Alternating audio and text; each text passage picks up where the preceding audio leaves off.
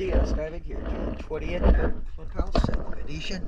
I'm going to do an after clean video. We got it cleaned up, looking good. And I also fixed your diver's plate issue. Added, I had to put 7 bolts and 5 washers replaced. Let's go take a look.